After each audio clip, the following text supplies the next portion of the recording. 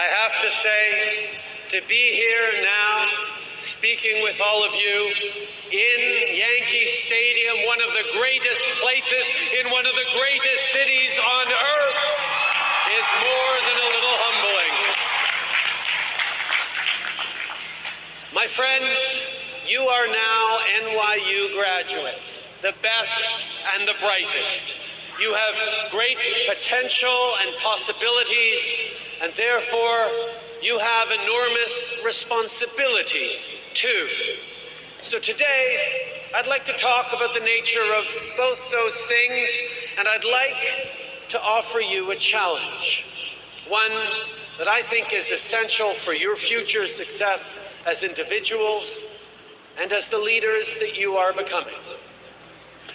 Among the many things I admire about NYU is that about a fifth of the students are international.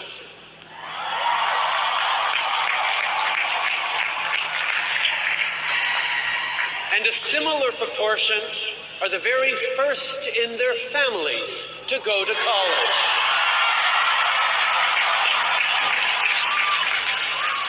This group is truly diverse in every possible way, and I think that is an extraordinarily valuable and important thing. When I graduated in the early 1990s, I went on a trip around the world with a few good friends who actually remain good friends to this day, which is a sort of a miracle. We trekked and traveled mostly overland from Europe to Africa to Asia, and that remains one of the great formative experiences of my life. It was an amazing adventure. It was also a really important contributor to my continued broader education, because it forced me, really for the first time as an adult, to meet, engage, befriend people whose views and experiences, ideas, values, and language were very different from my own.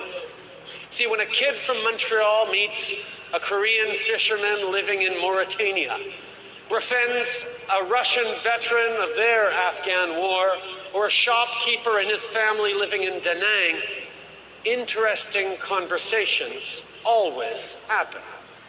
Now, maybe some of you have talked about doing something like a great trip like that after graduation.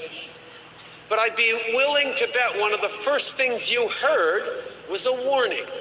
You can't do that in this day and age. It's not safe.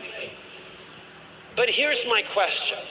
Is it really just the issue of physical safety that makes our loved ones so anxious at the idea of us getting out there?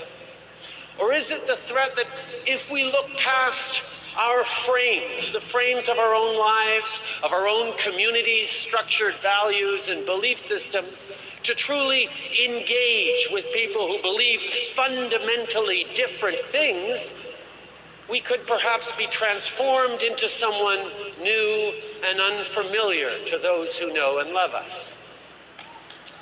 See, there's no question that today's world is more complex than it was in the mid-1990s.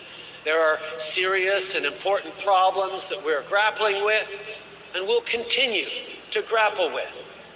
But we are not going to arrive at mutual respect, which is where we solve common problems, if we cocoon ourselves in an ideological, social, or intellectual bubble.